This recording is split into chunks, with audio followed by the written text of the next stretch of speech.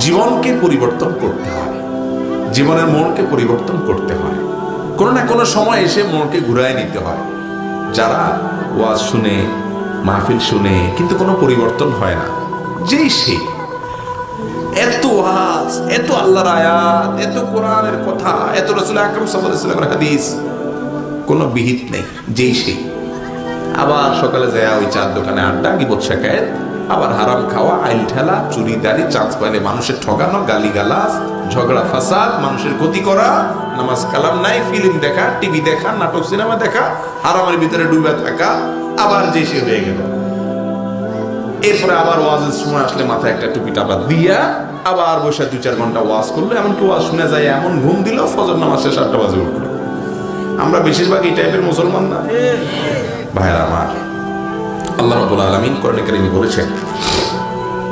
ওয়ালাকাদ